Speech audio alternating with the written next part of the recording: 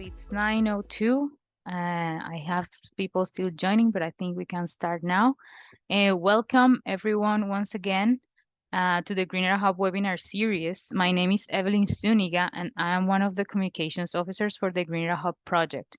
For those who are new in this webinar series, the Greener Hub officially started in 2022 as a coordination and support action of the European Commission under the Horizon Europe program, and it currently represents 15 ERA-NETs, co-funds, and self-sustained initiatives in the field of agri-food and biotechnology. We started with these breakfast clubs last year in October, and the first series was Circularity in Agriculture. So if you're interested in topics related to mixed farming systems, mitigations of greenhouse gas emissions, sustainable farming, or circular food systems, all our recordings are now in YouTube.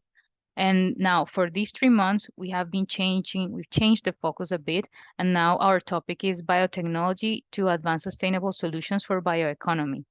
And here we're going to have topics. We have been talking about plastic degradation, production of chemicals in a sustainable way, biofuel production, protein engineering, among many others. Just a few housekeeping announcements. Please feel free to put your questions in the Q&A box and in the chat section that I have enabled to everyone. And I'm going to do my best to address as many questions as possible with the time that we have, that is 1 hour. Today we're going to have two panelists, Professor Aitziber Lopez Cortajarena and Professor Alison Smith. We're going to start our presentations with Professor Aitziber, and I'm going to share my screen for a second. Okay.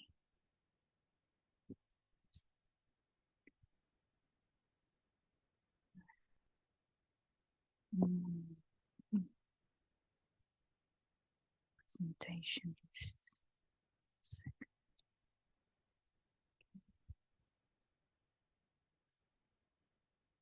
Great. Okay. Okay, Professor Aitziber Lopez is the scientific director at the CIC biomaGUNE and a research professor at the Basque Foundation for Science, Ikerbasque. Her research interests lie at the interface between biochemistry, bioconjugation, functional materials, and nanomedicine. Her team works specifically with the biofunctionalization of nanoparticles for biomedical application. Also, they work in the biomolecular design of functional nanostructures and biomaterials, where proteins can be used as platforms for the fabrication of hybrid functional nanostructures and biomaterials for their use in different applications. The title of her talk today is Engineer Proteins as Scaffolds to Assemble Efficient Multi-Enzyme Systems, which is part of the Home BioCAD project from the ERA Co-Biotech. And Professor Aitziber, thank you very much for joining us today and showing us all your research. And I'm going to just stop sharing my screen, and you can start sharing your presentation, and the audience is all yours. Thank you so much. Thank you, Evelyn, for the introduction and also for the invitation to participate in this seminar series. So as you mentioned, I'm going to share with you a bit the results that they emerged. Is this okay, the presentation? Yes. Yeah. So that they emerged from a On BioCAD project, that is a project that was funded under the ERA Co-Biotech program. And in particular, I will focus a bit on what we do, that is engineering proteins, and use them as scaffolds to assemble efficient multi-enzyme systems. So just as a brief introduction of this On BioCAD project, so the overall aim of the project was to develop a toolbox for the fabrication efficient multifunctional biocatalyst. The problems that we face in the context of this circular economy and the use of enzymes are the needs for the transition from fuel economy to bioeconomy as a general concept, the need for that of more efficient and sustainable processes in chemical manufacturing, the low efficiency of the current multi-enzymatic systems for a stepwise reaction in one pot, The problems that we have when we have isolated enzymes, that they lose spatial compartmentalization. That is what they make them efficient, in biological systems, and the low catalytic efficiency, and the limited tools that we have for a spatial arrangement of those multi-enzyme systems ex vivo. We were 4 partners working in this project that I will not go into the details, but biomaGUNE, a company, University of Nottingham, and University of Bochum. And the main objective, as I mentioned, develop this toolbox for the fabrication of hierarchical, organized, heterogeneous, multifunctional biocatalysts. I just have a brief introduction of why enzymes and why enzymes are important in biotechnology. I feel like maybe for this audience, we don't need to go much into that, but well, the enzymes are highly efficient, right? Biological catalysts, they are crucial for many biochemical reactions, and they have this high specificity and high selectivity. When we take enzymes into biotechnology, they are applicable in the whole range of the different color biotechs, blue biotech of sensing, water treatments, red biotech more on the pharma industry, therapeutical approaches, and biosensing, white biotech on chemical manufacturing of different added value blocks. And in the green biotechnology, also in agrochemicals and soil decontamination. So there are some new technologies now emerging that they are aimed to increase the performance of these multi-enzyme systems. And one is just re-engineering those enzymes and making the units, enzymes, more efficient through different approaches. Fusing those proteins directly through short linkages, so we can have flexible linkage or rigid linkers, and even cleavable linkers for having stimuli response systems. And then the third one is the enzyme immobilization on solid support. That is what it has been traditionally more developed, but also on the immobilization of enzymes on biomolecular based supports. When we compare those 2 approximations, so the solid supports have many advantages, as we know, so they are fast and easy to immobilize enzymes there. They usually show this improved stability and reusability, but here we don't have control over spatial organization, and sometimes we raise into problems like the immobilization of large amount of no catalytic mass.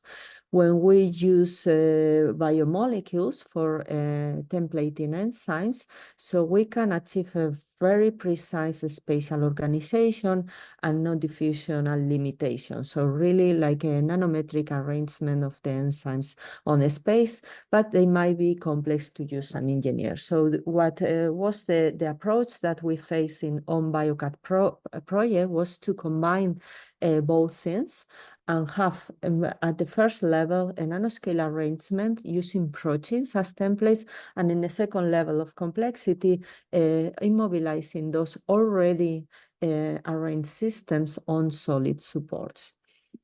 So with this idea in mind, so we will go from enzymes templated at the nanoscale, and then the whole organized system on this solid support. For doing that, we combine different expertise. So the design of multi-enzymatic pathways, that we have partners really dealing with that and engineering these specific pathways.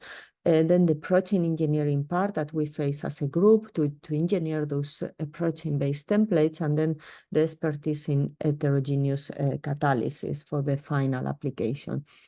Within OnBioCat project, so the multi-enzyme systems that we focus on was, can we generate systems to go from diols and bio oils into added value products, and in this case, the particular target molecules were omega amino acids. So the different teams were working independently on arranging these different modules. So this module A that go from diols to this kind of precursors of the module C, and we have a very good conversion and very good efficiency when we assemble those module. The module C that we get these hydroxy acids and we convert them in the final omega amino acid that is composed by these 3 different enzymes. And then we have an alternative module B that also will feed the module C, in which the starting products are bio-oils. We have, in addition, what we call kind of an optional module D. Oh, sorry. That we use it to make the reaction more efficient and to pull to the equilibrium towards the production of these omega amino acids by 2 enzymes, and one the aldehydes converting this molecule, and the other FDH that basically we use it as just a recycling of the cofactor. So with all these systems set, we jump in with our protein engineering approach. So the idea was, can we rationally engineer protein scaffolds in order to template enzymes with a very good control and spatial arrangement and order of those enzymes? This work was mainly the PhD thesis of Alba Ledesma, and it was co-supervised by Fernando Lopez Gallego, that was the other co-IP of this on BioCat project, also at working at thick biomaGUNE. We selected some protein scaffolds in which we have previous experience. So they are called tetratricopeptide repeat affinity proteins. So a complex name for this sort of simple structure, but basically we can call them as binding modules. So they are protein domains that they have been engineered to specifically recognize our peptide sequence. And the beauty of that is that we could generate 3 different orthogonal trap proteins that they bind a slightly different peptide sequence, but with a high affinity and high specificity. Here I show the orthogonality of these binding modules. For example, the TRAP3 module is really binding very efficiently the peptide 3, but doesn't recognize whatsoever peptide 1 or peptide 2. Similar for the TRAP2, and with the TRAP1, we lose a bit of orthogonality against the peptide 2, but still orthogonal between peptide 1 and 3. So what we did is we selected the module D from our system, that is the aldehyde. So we are converting pyruvate into so we are generating alanine. So we have the recycling cofactor enzyme that is going to be feeding the system with NADH. And this is a simple module that we have very well established, and we use it as a proof of concept to test the enzyme scaffolding strategy. So we have a trap scaffold with 2 orthogonal trap modules. We fuse the 2 enzymes with 2 different peptides specific for these trap modules, and then we generate those assemblies. So here we are just monitoring the increasing size of the supramolecular scaffold and enzyme assembly, and by this we can verify that we are indeed obtaining this assembly.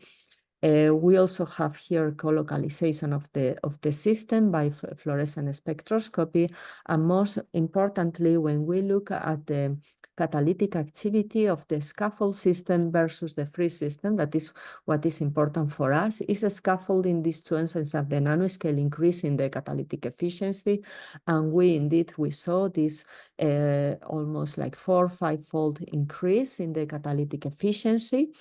And then we wonder about the mechanism, right? Is this being increased because of the spatial proximity between enzymes? Is this explaining this degree of increase? We did some calculations, and due to the fast diffusion coefficient of the substrate products, we thought that this probably the spatial organization was not only explaining this increase in catalytic efficiency. So we look more into the detail into our scaffold, and we observe that our scaffold have a second role that is also very important, as the spatial organization of the enzymes, that is that the scaffold has some positive binding pockets that is able to bind the reaction intermediates, the NADH cofactor, electrostatically. Here we determine the KD, the affinity of our trap scaffold for the NADH, and basically what this is telling us that the scaffold is not only organizing the protein, but is also keeping the cofactor at high local concentration in the enzyme environment, and this is making the catalytic reaction more efficient. So for proving that hypothesis, we develop a competition assay combined with isotopic enrichment assay. So here we are having the same reaction driven by the two enzymes, and we have a competing enzyme, NOx enzyme, that is going to use NADH, right? So if the NADH is freely diffusing to the bulk, then NOx will take it and will convert it into this peroxide. At the same time, in this assay, we have isotopically labeled formate. So we have a deuterated formate, and the idea is this deuterium will go into NADH, and if the NADH is freely diffusing and the NOx is taking it, the NADH will not be incorporated in the final alanine product. But if this is locally channeling from one enzyme to another, we expect the deuterium to go all the way from the formate to NADH to the final alanine product. And here we observe the presence of deuterated alanine when we have the enzyme systems free, so no incorporation of this deuterium in the final product as expected. But when we have this system scaffolded, we did observe this incorporation. This verifies like our hypothesis that there is efficient interenzyme channeling of the cofactors, and this is what is giving this added value. We wanted to go into this next step. I said, like, we have assembled the enzymes at the nanoscale, and we show how this increased the catalytic activity, but we also want to immobilize them in solid support. So here I show how we can immobilize into this kind of agarose beads. We label both enzymes, and we observe a co-localization of the two systems, and then we look into the performance of the immobilized systems. When we immobilize the scaffolded and the free system, so here we have the scaffolded and free systems in solution. As we saw, the scaffolded system is more efficient than the free. In the conversion, both immobilized, they lose part of the activity. This has been already reported for the free systems, and we also observe it for the scaffolded, but we keep the more efficient conversion for the scaffolded system, and also slightly better reusability of the scaffolded multi-enzyme system. We wanted to see how versatile is this, and if we can apply this methodology to start scaffolding more complex reactions. And here we inserted an additional enzyme, the omega transaminase. So here we have the recycle clean of the cofactor NADH with the FDH, but also of the amine donor with this alanine recycling. And we start combining the different modules of this whole picture, no, of the project. What we observe here is now we are observing the yield of the benzylalanine generation, and we compare the yield when we have the free 3-enzyme system versus the 3 scaffolded system. So we observe how we also increase the catalytic efficiency, the reaction yield, and we have this efficient interenzyme channeling even in a more complex system with 3 enzymes.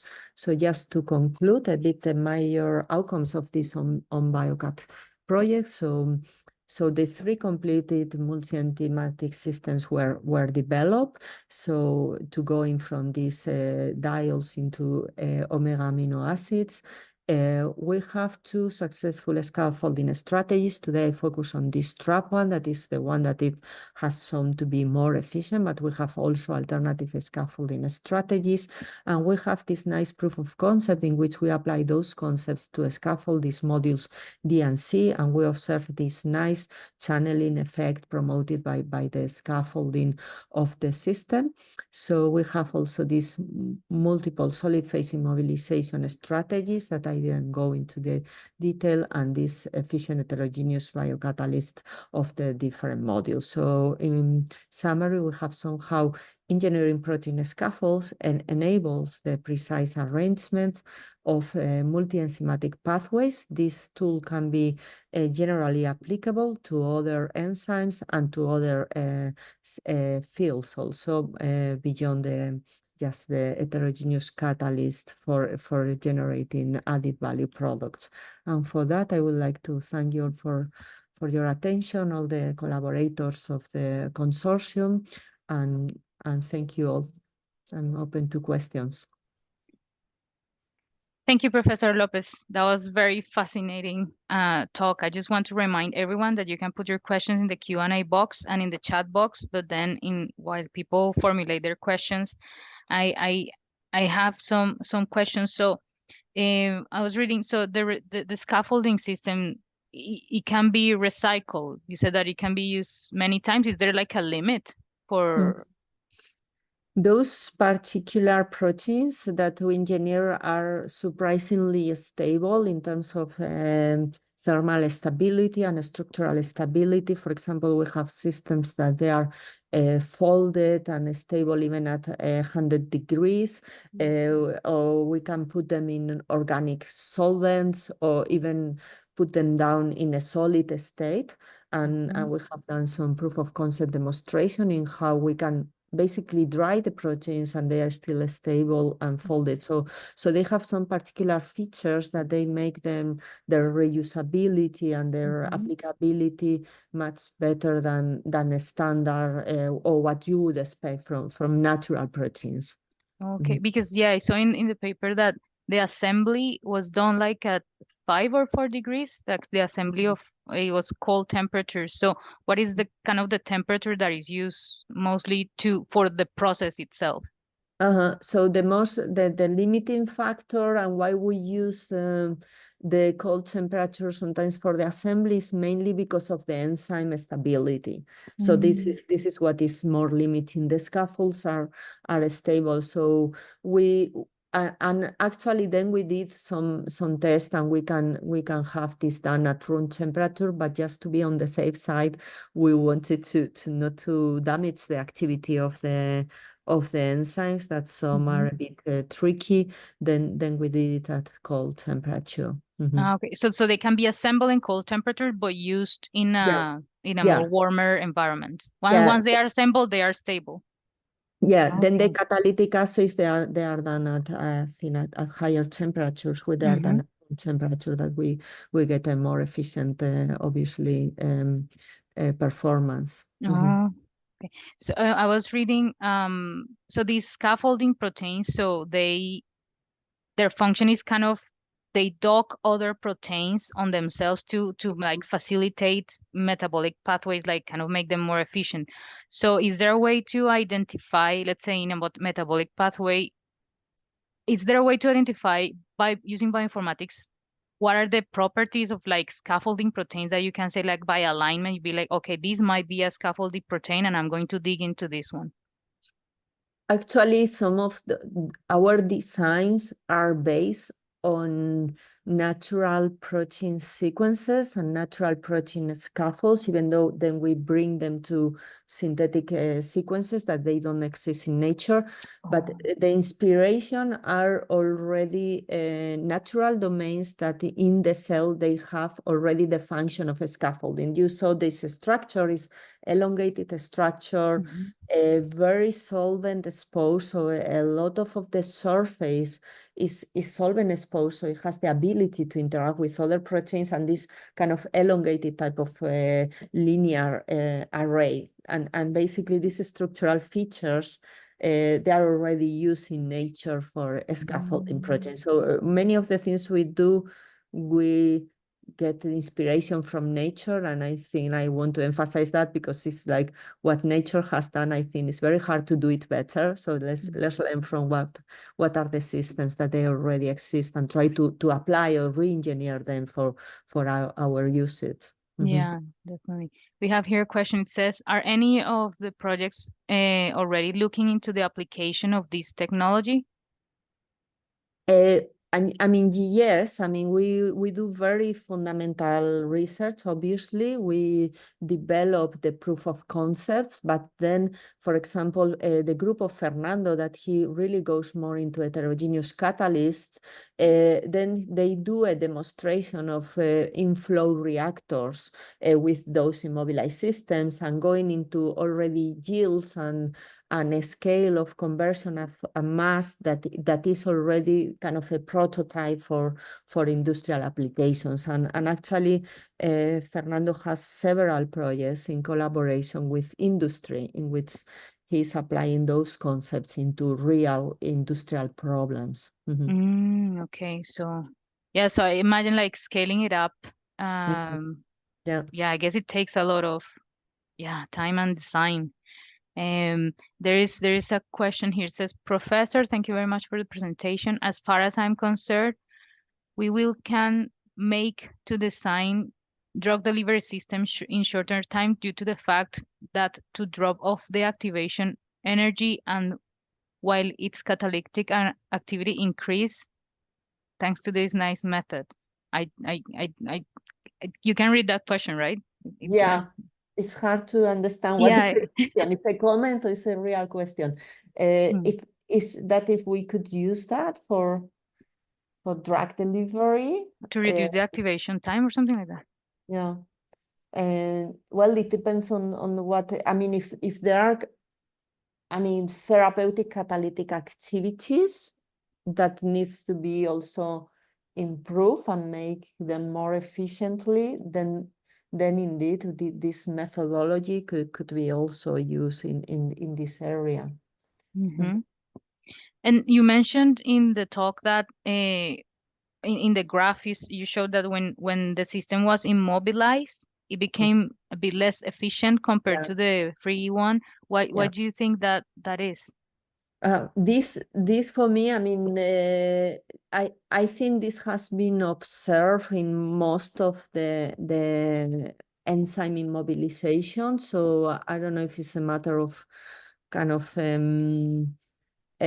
partial protein unfolding or interaction with the surface. I don't know if it's a matter also of entropic component on the immobilized system. This has been extensively observed for immobilization of any enzymes. It's true that we are, and I didn't go into the details, but here I saw multiple solid phase immobilization strategies that we have been exploring different immobilization strategies Hmm. with different chemistries of immobilization and different orientations of the enzymes, and they are ways in which this can be improved. Also, sometimes the orientation of the immobilized system, it might not be accessible to the substrate. So we are working, and also the group of Fernando is working extensively on this and doing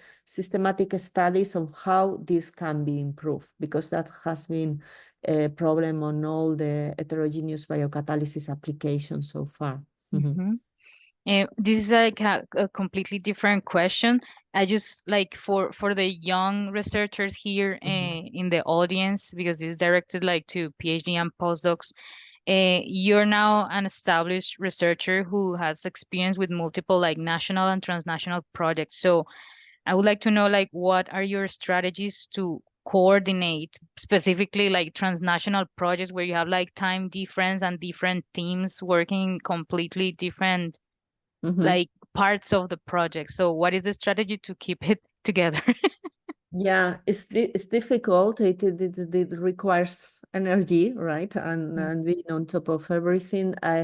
I guess, yeah, having those regular meetings and trying to keep people engaged. I think actually for younger researchers, I think it's very important also to generate these networks, not only at the group leaders level, because when we apply for those projects, we only talk between group leaders, but then there are the students and postdocs, the ones that they are doing the everyday real job. So actually, in some of the projects I'm coordinating now, another European project, we try to generate kind of a network of connection between students so they can have very dynamic exchange and feedback between them on the technical details, because this everyday interchange of information is very important. And also trying to catalyze that with stays and in-person meetings so that you really generate a network at the whole level of the project.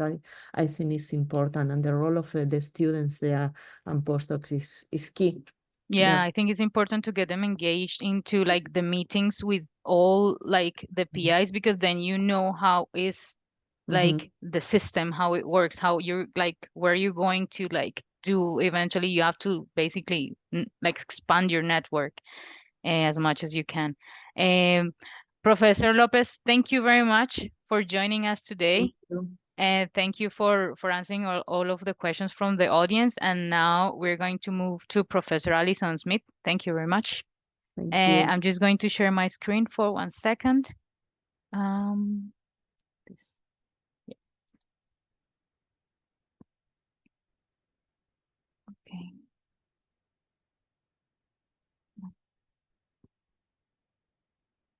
Okay.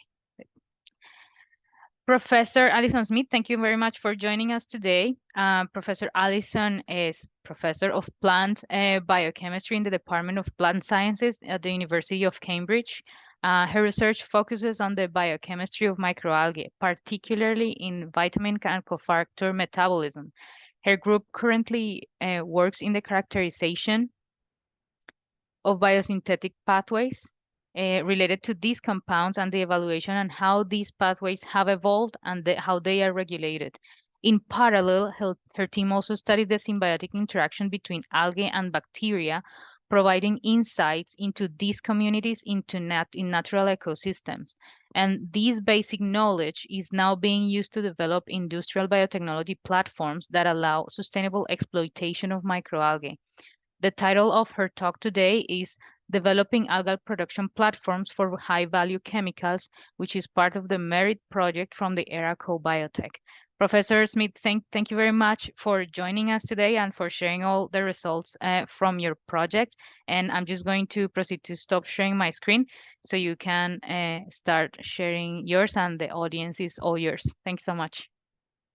Thank you very much, Evelyn. And let me find my presentation. Yes, I can see. Is that okay? And now, yeah, perfect.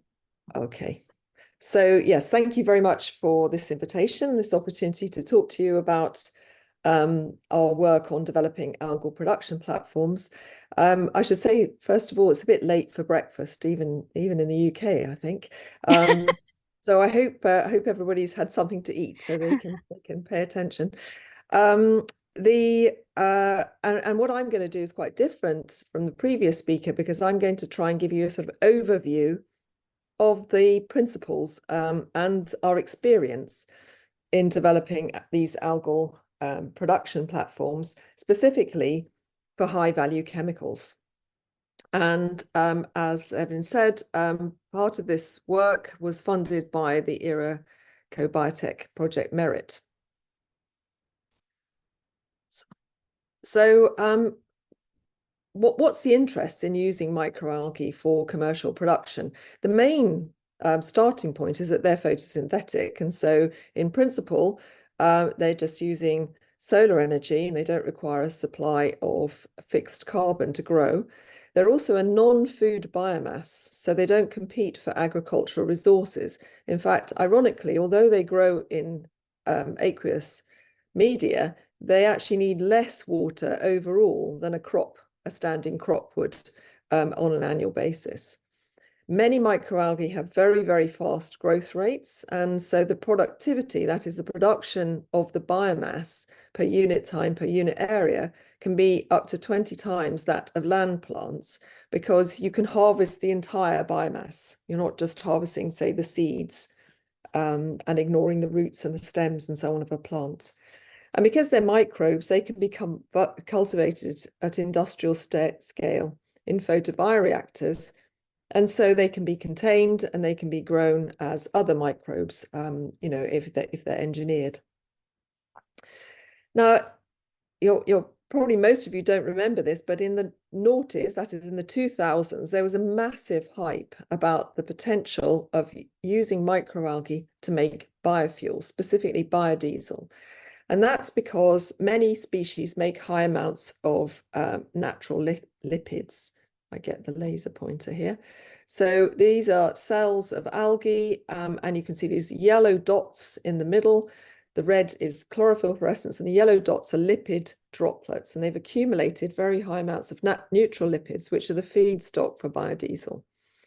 And there was incredible excitement and enthusiasm about the potential of using microalgae to solve liquid transport fuel. And many large companies like Shell and Exxon invested huge amounts of money in trying to do this. But you might have noticed that we can't actually buy algal biodiesel, and that's because whilst in principle it's very easy to see the advantage of this, if you grow the algae in a flask like this, you can make large amounts of oil. You can see the oil floating on the top of the culture, but you cannot do it at the scale that's needed for biodiesel, at least not then and really not now. For the UK, the biodiesel needs would require, annually, would require 1 million tonnes of algal biomass, which would take about 1 million hectares, and that's about 4% of the UK land area. So it's not impossible to imagine, it's just that we just don't have the facilities or the agronomic know-how to grow algae at this scale at the moment. So instead, in my group, we've been thinking about how you can use the potential of algae to do other things that might nonetheless still contribute to sustainability. So as I've mentioned, you could use them as a feedstock for bioenergy, for biodiesel, also as a feedstock for anaerobic digestion to make biogas. Algae can grow in a whole range of different media, so you can use them to valorize waste streams. Some of the components, the cell wall material, for example, can be used as biomaterials for packagings or the pigments for dyes. Microalgae are a very good source of protein. They have a balanced amino acid content because they're essentially like leaves. And many of them make high-value compounds naturally, such as omega-3 oils, which we all know you can get from oily fish. Well, the oily fish get them originally from their diet of eating algae. But there are also pigments that they make and vitamins. And then finally, you could consider engineering them to make novel products such as pharmaceuticals. And if you consider the value of these different uses, you can see that it goes from very low value and very high volume at the top to high value and low volume at the bottom. And it seemed to us that focusing on trying to make high value chemicals and other products where you wouldn't have such an issue over growing algae at such enormous scale might be a better way to start in trying to introduce algae products into the commercial sector. However, as I'll show you at the end, you still have to worry about scaling up. You can't just take the information from the laboratory and hope that it will work at the scale that you need for industrial production, even for these high-value products. Before I explain how we went about generating these production platforms, I should just like to place in context how diverse microalgae are. So this is a eukaryotic tree of life. We're down here with the animals and the fungi. All these green phyla contain photosynthetic lineages. On the right here, we have the land plants, the green algae and the red algae. But then all of the other groups that are shown in bold are also photosynthetic microalgae, and they are really very, very different from one another. And so we decided that we would identify two species which many people had worked on before in the lab and see whether we could develop them as production platforms. And this is Chlamydomonas, which is a green alga, and Phaeodactylum, which is a diatom. Diatoms are marine, and Chlamydomonas is a freshwater alga. Now, although they're very different phylogenetically, nonetheless, we were able to use many principles in order to develop them as production platforms, as I'll briefly outline now. So in order to be able to develop them as chassis for the metabolic engineering, it requires the alga to make the precursor for the biosynthesis of the compounds. It's a good idea to have a knowledge of endogenous metabolism if you want to manipulate that. But most importantly, you need resources for genetic manipulation. You need good genetics and/or ease of transformation. You need to be able to overexpress genes, knock out genes, knock them down, and so on. More recently, it's a requirement to be able to do gene editing with CRISPR-Cas technology. And it would also be good for sophisticated metabolic engineering to be able to regulate transgene expression. And all of these are possible with these two species, Chlamydomonas reinhardtii and Phaeodactylum triconutum, which I'm going to abbreviate to Chlammy and Pheo from now on. The one thing I should point out is the good genetics is basically only possible for Chlammy in amongst all algae, really, and you can't do it with Phaeodactylum. So how are we going to now generate them as these chassis? Well, about 10, 12 years ago, we decided that we would take a synthetic biology or synbio approach to facilitate their platform engineering. And this is based on the concept of design, build, test, learn. And then you go iterative cycles, and the results from one experiment informs the other. And this was led in my group by Payam Ashahi and Katrin Geisler.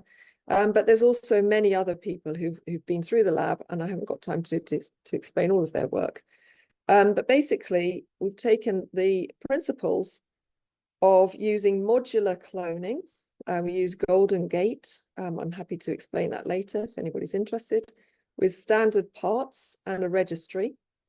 And these MoClo or modular cloning or MoClo kits have been developed for both species. And here's an example of the one from Chlamydomonas, where there is a syntax for each of the different parts. So for example, these are promoters at this end, then the 5' UTRs, coding sequences, terminators. You might have tags for purification or transit peptides to target them to different places in the cell. And the syntax enables you to do one pot assembly. So you can use the parts and mix the parts together in a single reaction and end up with your construct.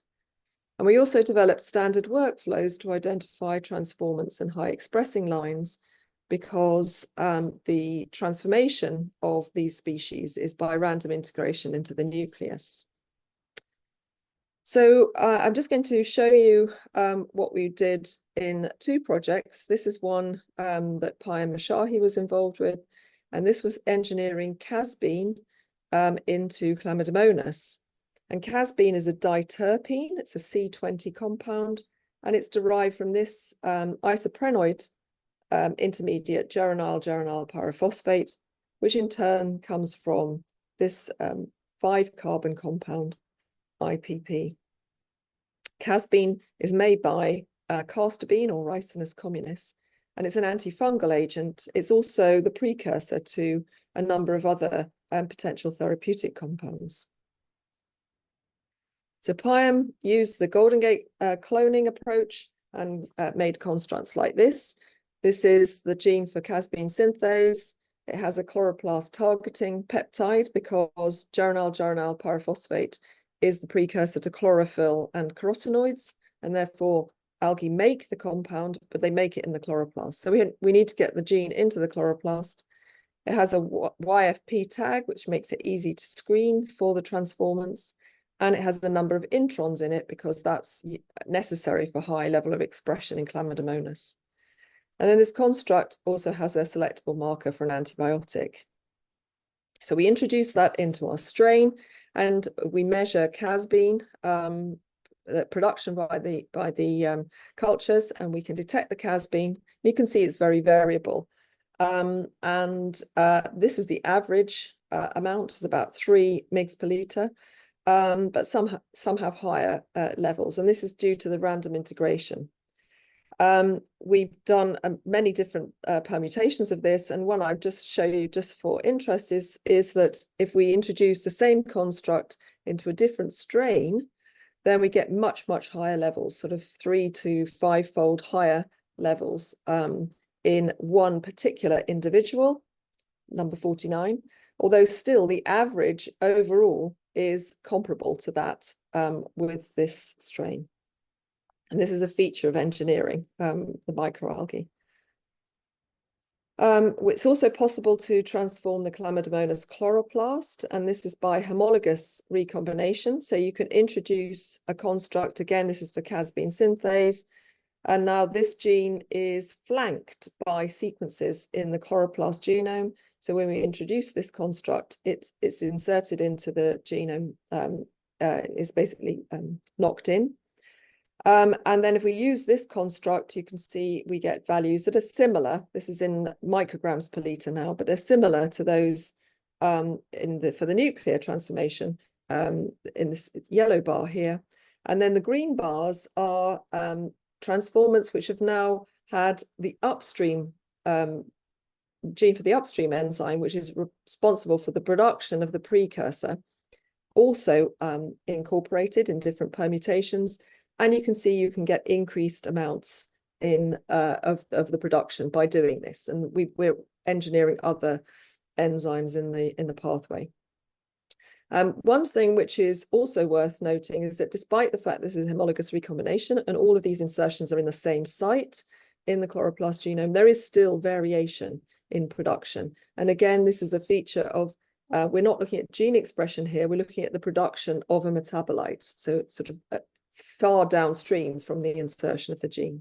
And this is something you have to take into account if you're going to produce compounds through metabolic engineering.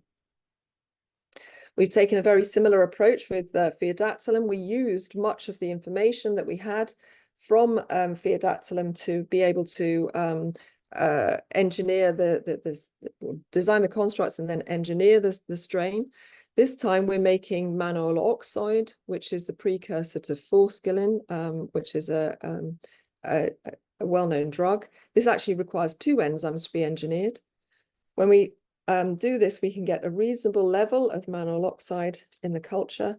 And then again, we can introduce the upstream enzymes, and you can see we can increase the production of this compound.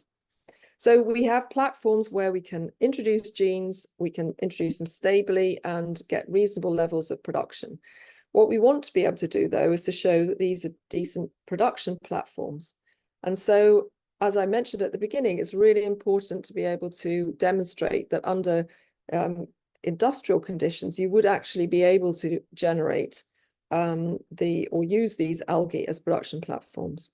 So in Cambridge, we have the Algal Innovation Centre, or AIC, which is a large greenhouse in the Botanic Garden. So you can see here, we can cultivate them under natural conditions, and we're licensed to grow both non-native algal species and genetically modified organisms. It's a contained facility. We have a whole range of different photobioreactors of different sizes that we can grow the algae in. I don't have time to go through those, but again, I'm happy to discuss them. And then work by a PhD student, Nan Ann Tran. She was able to grow, probably for the first time, certainly in the UK anyway, genetically modified algae that was growing, that was producing this diterpene, casbein. And the top graph shows the production of cells. So this is in the lab in blue, and in the AIC in green in 100 mils. And then this is the AIC in 10 litres. And although it's slower growth, it still grew reasonably well and reached the same cell density in the end. And in addition, the production of casbean mirrored the same time course as in the lab, although it was about 5 times lower yield, which is probably explained by the fact that we can't control the temperature. We have to deal with the particular insulation, whether it's sunny or not. And in fact, we established that the insulation and the temperature were the biggest factors for controlling the production of this compound. It was influenced by bacterial load. We can't keep these volumes in the AIC axenic. And there was some reduction in the carotenoids, which are also synthesized from the same precursor, geranyl pyrophosphate. So that's a very, very quick whistle-stop tour about what we've done. But I just want to summarize this and then give you one set of take-home points. So what I explained is that microalgae are photosynthetic and they can be cultivated at industrial scale. And we've developed them as production platforms for a range of high-value compounds. We can use our AIC to cultivate them under natural conditions, which enables us to identify bottlenecks and particular challenges that we need to address. But unfortunately, this is just the start to commercialization. Generating the production strains, as I've shown you, is much more streamlined and faster using synthetic biology approaches than conventional cloning. And we can build and generate strains very, very quickly. The cultivation of these strains requires much greater optimization, and it needs to be done under realistic conditions. And one of the things that we advocate strongly is that rather than going from the lab directly to a scale up, we need to do replicates and in natural conditions. And so this is why we use these rather unsophisticated plastic hanging bags, because we can then have multiple cultures and we can look to see how reproducible the data are. But actually, the most important thing in order to be able to commercialize algae as production platforms is to identify the markets and the customers before spending far too much effort on either aspect. And this is because it's very difficult to introduce compounds into the supply chain. You really do need to persuade people that you can produce things reproducibly and at the right quality on a regular basis before they will risk considering that for their particular processes. And probably the price point is the main driver to allow commercialization. So even for the most mature products like omega-3 oils or astaxanthin, which is a pigment made by certain algae, alternatives to microalgae tend to be cheaper. And most people in business will go for the cheaper version. So we really do need to be able to optimize the processes to reduce the price and or find things which only algae can make. And that's what we're trying to do. And so I'd just like to thank my group who did all of the work, in particular, Payam and Katrin, who've led the SynBio approaches, and Anne, who did all of the work in the AIC, and these people for funding. And thank you very much for listening. Thank you very much, Professor Alison, for a great presentation. Very, very interesting. I just want to remind people that the Q&A box and the chat section are open to formulate your questions. So while they are formulating, I have some questions. So so it takes a lot of effort to genetically modify the strain and just put it in the bioreactor. So I'm thinking, when they are kind of outside with the UV light that could trigger mutations, would that kind of change? Let's say you optimize that strain and it works for certain production of X amount of milligrams. Is a problem with the UV light from the outside, or there's a coating that does not let the UV light go through, or how does it work? Well, actually, UV doesn't go through the glass of the greenhouse. Okay. And it doesn't go through the tubes. I'm not Ah, certain okay. about the bags, but it would be absorbed by the glass. Mm-hmm. And so we're not growing it in open ponds, Mm-hmm. which I think then it would be subject to UV. But ironically, these are microbes and they grow really fast. So they Mm-hmm. accumulate mutations by genetic drift anyway. Yeah. And production strains really need to be maintained and then used to seed cultures regularly. You couldn't contemplate, I don't think, having a production strain that was optimized with all this sort of sophisticated metabolic engineering and so on, and then assume that 3 years later it would be the same thing. It just wouldn't be. There would be genetic drift. So you would have to always re-inoculate using a preserved strain. And this is true for industrial biotechnology of with yeasts and bacteria. Okay. So anyway, yeah.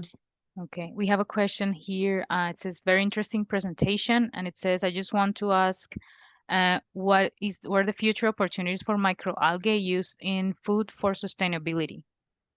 Yeah, I think there is a lot of there's a lot of potential there. Obviously, the amount that you need, again, from the list I showed right at the beginning, you would need a large amount. If you were providing macronutrients, for example, protein, the difficulty with doing that is that, for example, as anecdotally, we were speaking to people who are interested in providing high value vegan food for racehorses. And they can afford to pay a lot of money for the feed. But they wanted to have, I can't remember, I think it was 25 kilos a week in order to be able to test it with their racehorses because they're quite large.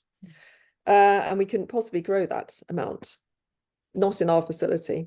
So instead, our focus has been on providing animal feed for fish or shellfish, or even for insects, or insect larvae. And we have shown that we can provide feed or feed supplements, not just the algae, but we mix it up with other food for insect larvae, and that doesn't impact their growth. And we think there is the potential for increasing the nutritional value of the feed using algae. Was it just feed or food? For food, it's For sustainability. yeah, for food and for sustainability, it's algae are already eaten and as an ingredient or as a supplement, but they're not as the sort of main feedstock, if you like. They're not providing protein widely, but some companies are interested in using them as an egg substitute, like aquafaba and so on for vegan productions. So I think it's at the moment it's not going to substitute for land plants for human food. Overall, it's much more about a particular use that algae can provide uniquely, again because of the cost, or the cost of production. There's a question here about someone would like to ask about the purification process and the rate of purification of the product. Okay, well, we're not focusing on the downstream processing. We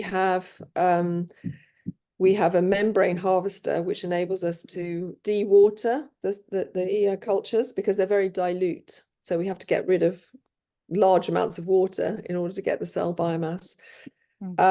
And then we just use conventional extraction processes rather than trying to develop a sustainable one. So I can't really answer that. I think sorry, I was just looking at the questions. There was something about targeting the nuclear genome of the chloroplast. I can talk about that. Yeah. Okay, that's down there. Yes. That's more of my know-how. The chloroplast expression offers the ability to contain the genes rather than in the nucleus. So there's you can, by appropriate manipulation, you can avoid exchange of chloroplasts between cultures. But also chloroplasts have very high levels of protein production. 1% of the protein of the cell is rubisco. So if you can hijack that system, you might be able to get very high levels of your protein of interest, either an enzyme or a therapeutic protein, for example. The difficulty or the disadvantage of doing that is it's quite hard to regulate the gene expression.